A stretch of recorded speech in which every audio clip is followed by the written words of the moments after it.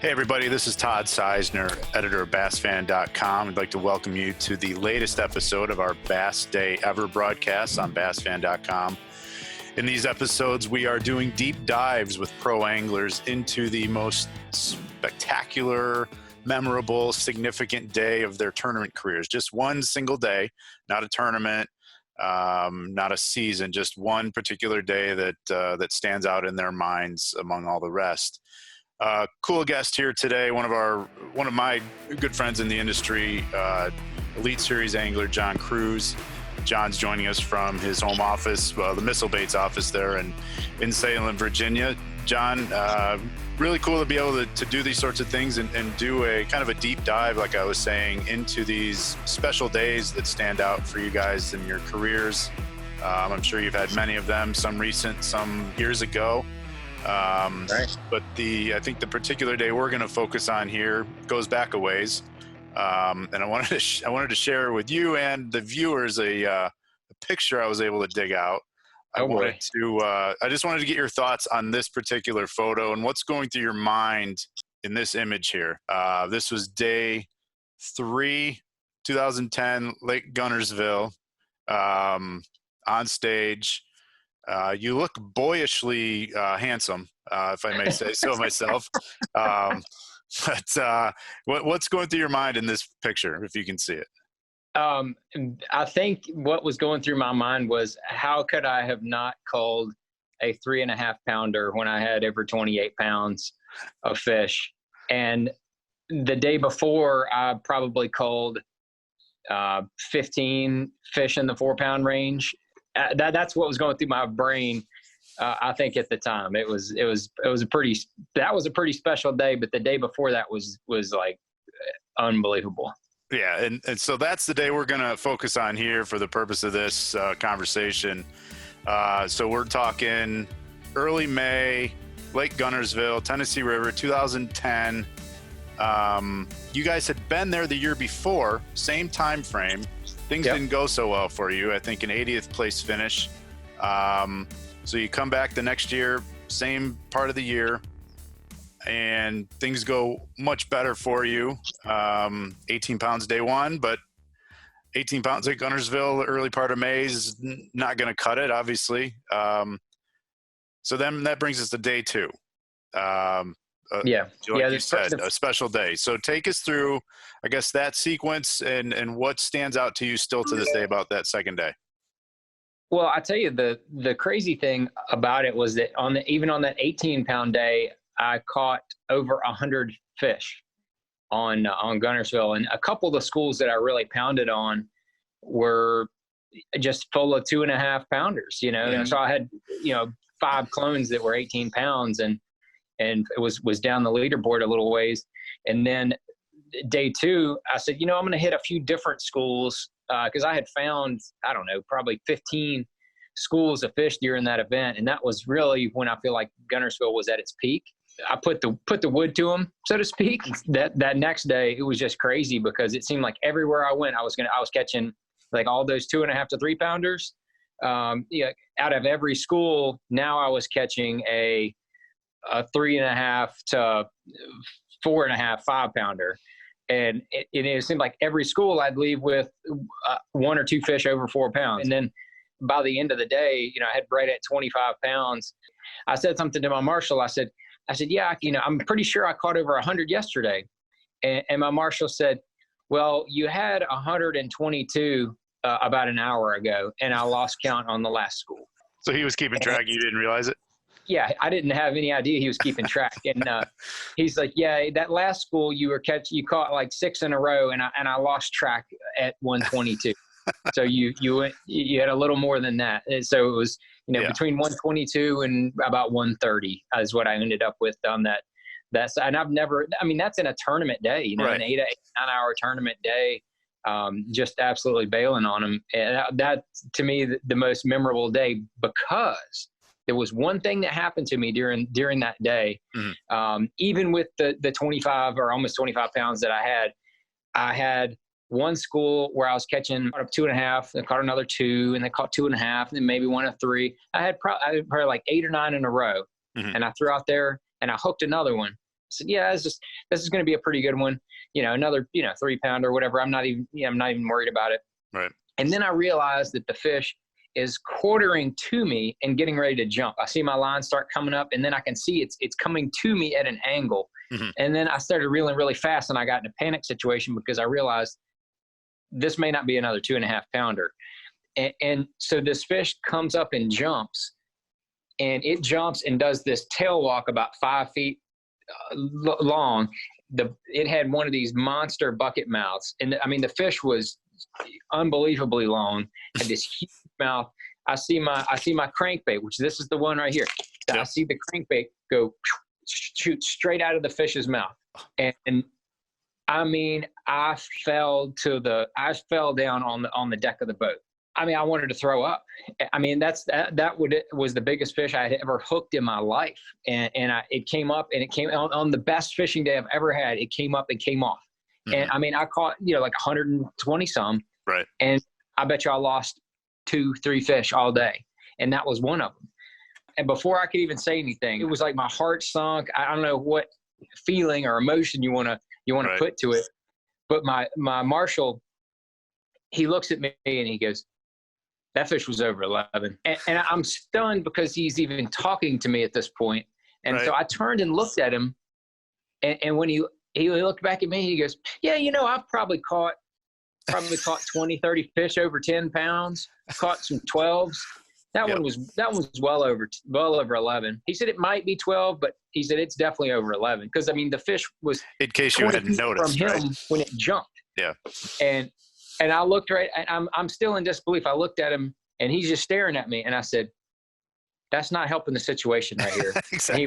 And he realized at that point. He goes, I'm sorry. I didn't mean to say anything. I'm sorry." Right. So he didn't say anything for a long time. That is like, I will never ever forget. Vividly remember that fish tail walking and that lure coming out. And I think so a minute ago here, you held up the bait. And you're a memento guy, clearly. This is the bait that John used on that day back in 2010. That is the Spro Little John DD. What's that? Is that cellmate, John? What is the color on that? That's cellmate. Yeah, that's in okay. cellmate. And the bill just got completely worn down from grinding on those hard spots that I was fishing, and those schools were on.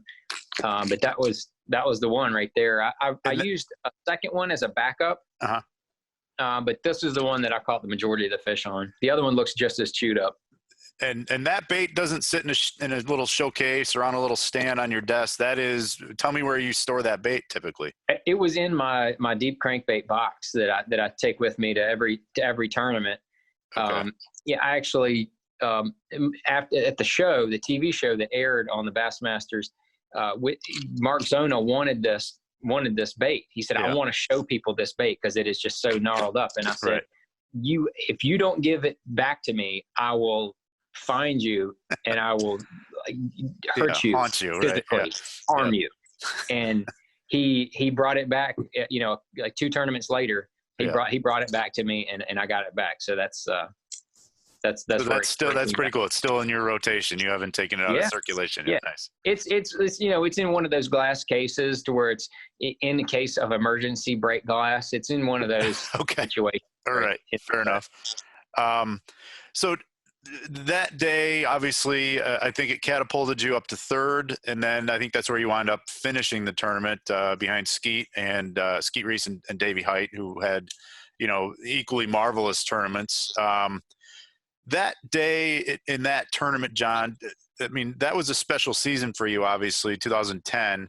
So just expand a little bit on the context of that season. And because, the season opener was one to remember for you. You obviously had the Guntersville event, and then you had another top 10 later that year. So just kind of talk about the context of this particular day and into that season. The year before, I did not have a good year at all. And I think I did not fish. I knew I didn't fish a tournament. I don't think I bass fished, but maybe twice before I went to California to fish that tournament. Twice in like 5 months. Okay. It was about a 5-month span from the last tournament of the year. And I just needed to get away from it. And I got away from it. and really cleared my mind. It was, stayed occupied with a bunch of other stuff. Mhm. Maybe, like I said, bass fished just a couple times. And then when I got out there to California, I was ready to go, and I was focused, and the practice totally sucked. But things came together during the event, and ended up winning that deal, and squeaking out that win over skeet. And actually, when I was in the back, I found the bag of BB crickets, which is what I caught all of my fish on days 3 and 4. Okay. The last 2 days, this is the bag. It came directly out of my boat from 2010. So that bag is frozen in time, basically, huh? It is. Yeah. It is. And if people aren't familiar with that little BB cricket, this is one of them. It's just a little 3-inch crawl. It's, kind of a do nothing little bait. It can be good when the fish are, really, really, really, really tough. And that was what was happening in that event. After the second day of that tournament, I told Ish and Ike and Ellie, we were, rooming together. They said, what do you think you're on? I said, dude, I'm telling you, I'm on the winning fish. I just need to catch enough of them. Yeah. Like, if I get enough bites, I'll win. I'm going to win the tournament. I've never felt like that, and never said that in my life. Mm-hmm. And Ish told me later, he said, dude, when you said that, I knew you were not kidding. I knew you were for real, because you never say anything like that. Right. Because I usually don't feel like that. And sure enough, I switched over to fluorocarbon, switched over to that little teeny bait, and that was the ticket to get enough bites in order to get those fish out of there in an old Italian slough down there at the Delta. And then later on in the year, you guys go back to the Tennessee River, Kentucky Lake, and I think you had a 6th place finish there. So all in all, 2010 was a season to remember for you. I guess fast forward to now, John, what have you been doing, obviously, in these challenging times that everybody's facing? You guys don't really have a timetable yet for your return to competition, as everybody kind of waits for things to open up and everybody feels safe out there. So what have you, obviously you still have the business to run there with Missile Baits. What have you been doing to stay occupied? Really the only difference for us here at Missile has been that we're now closed to the public. We just this morning we had some people show up to try to come into the warehouse. They walked up to the door and saw that we're closed to the public, and they turned around. So we get that fairly often, which is unfortunate, but that's the orders that we're living under here in Virginia. But since we're still a small business, we don't have a ton of people. We can still operate. We're still shipping stuff out every day. A lot of web orders going on, still shipping to dealers. Some dealers are closed, unfortunately, but then there's other dealers that are doing very well right now. A lot of people are fishing because there's not much else you can do. So from a Missile Bait standpoint, definitely staying very busy. I think that we're in a unique situation with the Elite Series and even with MLF. Once we are able to start traveling a little bit, I think that we can adapt our events in order to hopefully still be able to have them. And this year, hopefully we can both just get back to fishing here in the next month or so and be able to complete our seasons.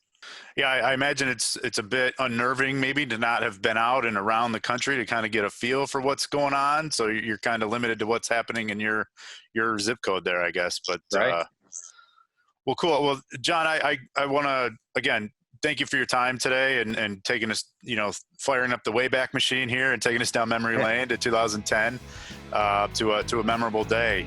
Well, I'm going to let you get back to work. I know you got plastics to pour and orders to fill, so I'll let you go here. I appreciate your time, and good luck when and if this season ever gets back going.